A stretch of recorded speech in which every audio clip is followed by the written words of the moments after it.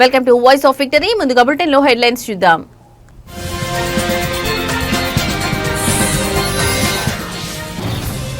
వివేక హత్య కేసులో కీలక పరిణామం, తదుపరి దర్యాప్తుకు మేం రెడీ అన్న సిబిఐ.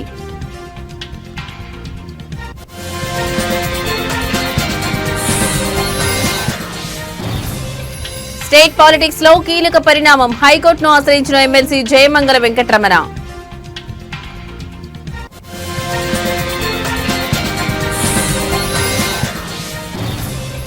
నదిలో కొట్టుకుపోయిన ట్రాక్టర్, 10 మంది గల్లంతు.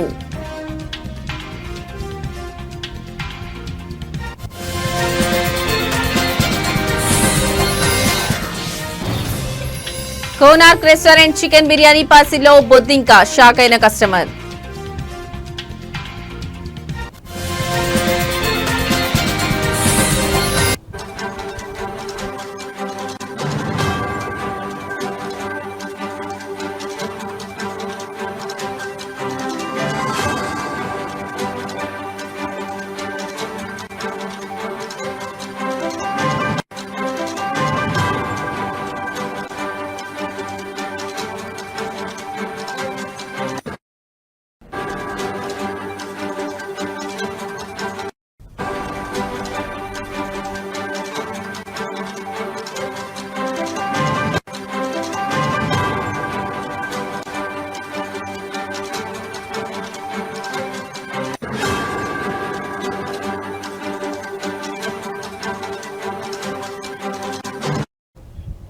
రైట్, ఇక బ్రేకింగ్ న్యూస్ చూస్తున్నాం. మాజీ మంత్రి వైఎస్ వివేకానందరెడ్డి హత్య కేసు దర్యాప్తులో కీలక పరిణామం చోటు చేసుకుంది.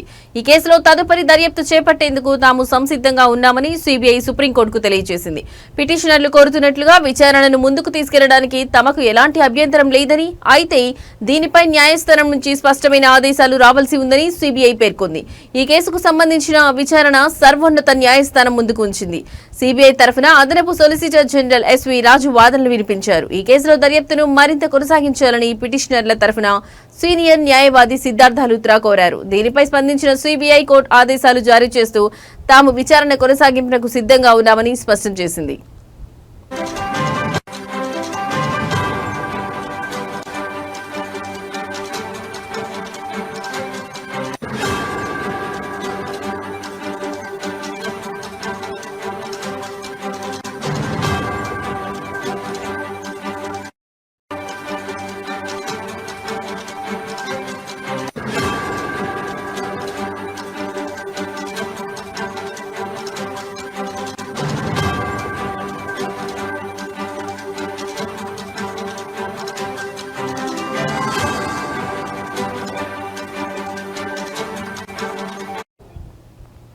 రెండు 2019లో జరిగిన వివేకానందరెడ్డి హత్యోదంతం అప్పట్లో తెలుగు రాష్ట్రాల్లో తీవ్ర సంచలనం సృష్టించిన విషయం తెలిసిందే.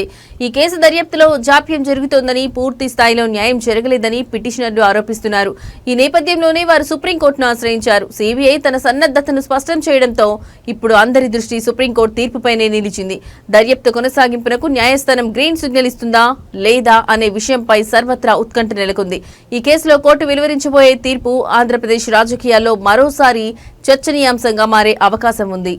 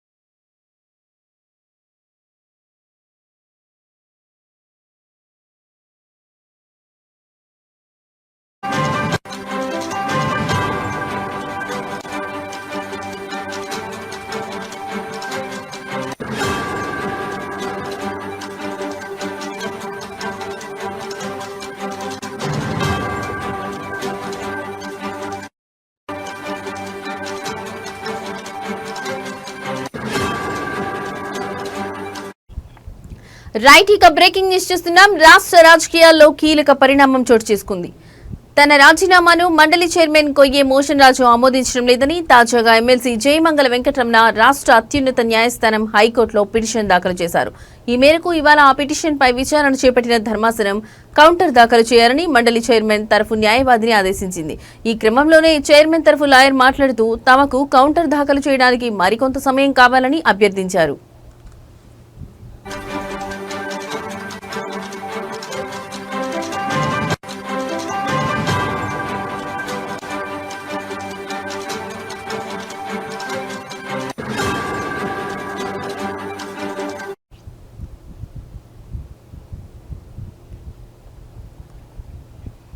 కాగా వైసీపీ తరఫున ఎమ్మెల్సీగా ఎన్నికైన జయమంగళ వెంకటరమణ గతేడాది నవంబర్ 23న ఎమ్మెల్సీ పదవికి రాజీనామా చేస్తూ శాసనమండలి చైర్మన్ మోషన్ రాజుకు లేఖను అందజేశారు.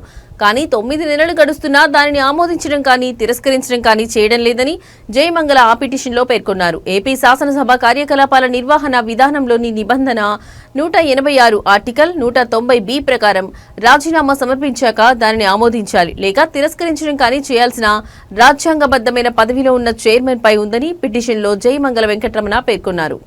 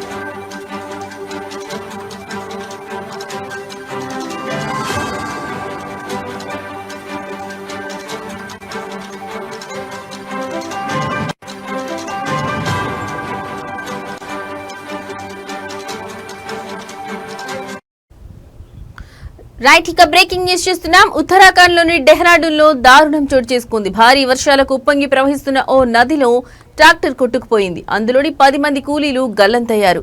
ఈ ఘటనకు సంబంధించిన షాకింగ్ వీడియో ప్రస్తుతం సోషల్ మీడియాలో వైరల్ గా మారింది. గ్రామస్తులు తెలిపిన వివరాల ప్రకారం 10 మంది కూలీలు ఓ ట్రాక్టర్ లో నది దాటుతున్నారు. నది మధ్యలోకి వచ్చాక ట్రాక్టర్ మొరాయించింది.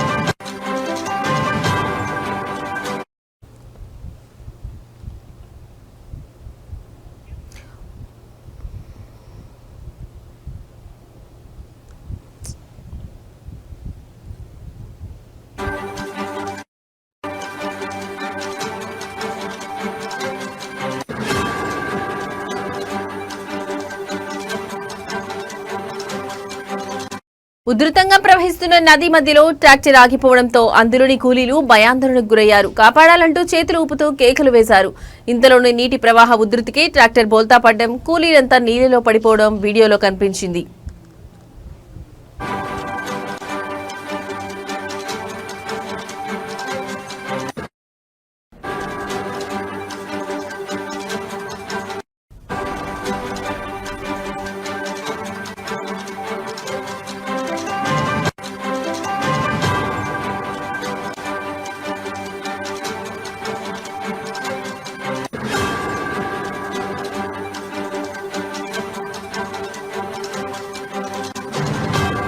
దీంతో ఒడ్డున ఉన్న గ్రామస్తులు నిస్సహాయంగా చూస్తుండిపోయారు. కూలీల కుటుంబ సభ్యులు రోధిస్తూ నది ఒడ్డున పరుగులు తీశారు. తమ వారిని కాపాడుకునేందుకు ఆరాటపడ్డారు. అయితే నదిలో నీటి ప్రవాహం ఉధృతమవడంతో క్షణాల వ్యవధిలోనే వారు గల్లంతు కావడంతో ఏమీ చేయలేకపోయారు. నదిలో గల్లంతైన 10 మంది కూలీలు చనిపోయి ఉంటారని గ్రామస్తులు భావిస్తున్నారు.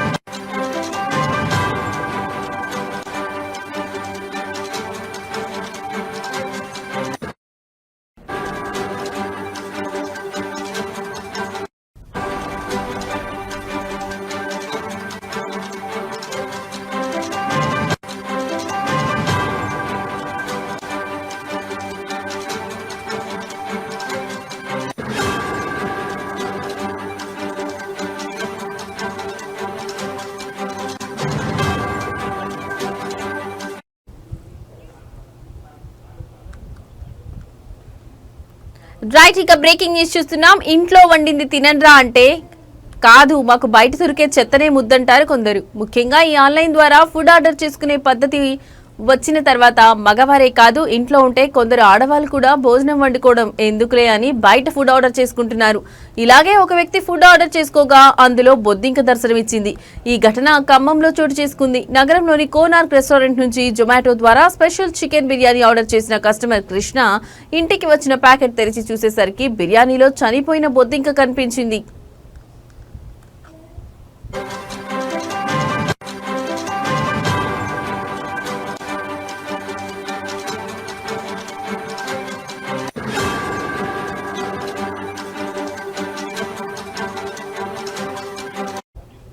కృష్ణ తెలిపిన వివరాల ప్రకారం రాత్రి భోజనానికి జొమాటో యాప్ ఉపయోగించి కోనార్క్ రెస్టారెంట్ లో స్పెషల్ చికెన్ బిర్యానీ ఆర్డర్ చేశాడు. 20 నిమిషాల్లో డెలివరీ బాయ్ పార్సల్ అందజేశాడు. ఇక కుమ్మేద్దామని ఆనందంగా తెరిచిన కృష్ణకు బిర్యానీలో చనిపోయిన బొద్దింక కనిపించింది. షాక్ అయిన అతడు వెంటనే రెస్టారెంట్ యాజమాన్యాన్ని కాల్ చేసి ప్రశ్నించాడు. అయితే వారు నిర్లక్ష్యంగా సమాధానం ఇచ్చి రీఫండ్ ఇస్తామని చెప్పారని కృష్ణ ఆరోపించాడు. ఈ సమాధానం అతనికి సంతృప్తి కలిగనివ్వలేదు. ఈ ఘటన ఆహార నాణ్యత, హైజీన్ పై ప్రశ్నలు లేవనెత్తింది. ఖమ్మం పట్టణంలోని కోనార్క్ రెస్టారెంట్ వైభవిన్ హోటల్ మధ్య ఆర్డర్ మిక్సప్ జరిగినట్లు అనుమానం వ్యక్తమవుతుంది. కృష్ణ ఈ విషయం సోషల్ మీడియాలో పోస్ట్ చేసి ఫుడ్ సేఫ్టీ అధికారుల దృష్టికి ఆకర్షించాలని కోరాడు.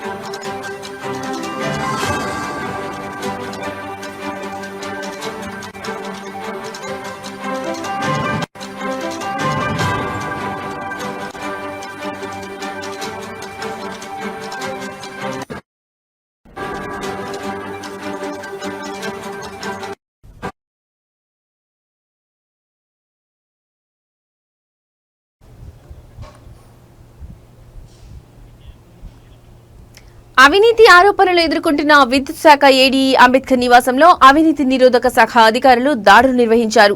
ఈ దాడుల్లో ఆయన ఇంటి నుంచి సుమారు 2 కోట్ల నగదును ఏసీబీ అధికారులు స్వాధీనం చేసుకున్నారు.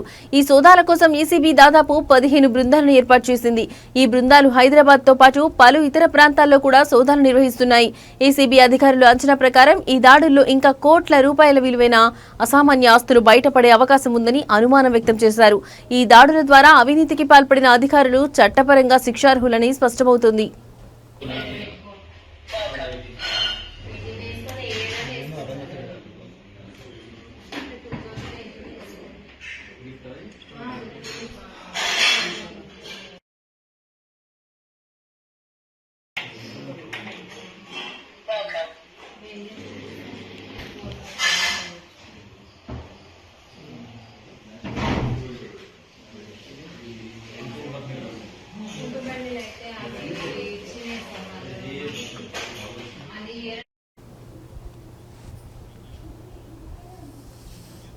మెదక్ జిల్లా నర్సాపూర్ మున్సిపాలిటీ పరిధిలో ఈ రోజు జరిగిన సంతకు నియోజకవర్గంలోని వివిధ గ్రామాల నుంచి పెద్ద సంఖ్యలో వ్యాపారులు మరియు వినియోగదారులు వచ్చారు. అయితే వారు వ్యాపారం ప్రారంభించే సమయంలో హఠాత్తుగా వర్షం దంచికొట్టడంతో వ్యాపారస్తులు ఆందోళన వ్యక్తం చేశారు. వాన కారణంగా తమ సరుకులు తడిచిపోతాయని, వ్యాపారం జరగదని వ్యాపారులు ఆవేదన వ్యక్తం చేశారు. సంతకు వచ్చిన వినియోగదారులు కూడా వర్షం వల్ల ఇబ్బందులు పడ్డారు. ఈ అకాల వర్షం కారణంగా వ్యాపారులకు ఆర్థికంగా నష్టం వాటిల్లింది. సంతలో వ్యాపారం కోసం వచ్చిన పేద వ్యాపారులకు ఈ వర్షం తీవ్ర నిరాశను కలిగించింది.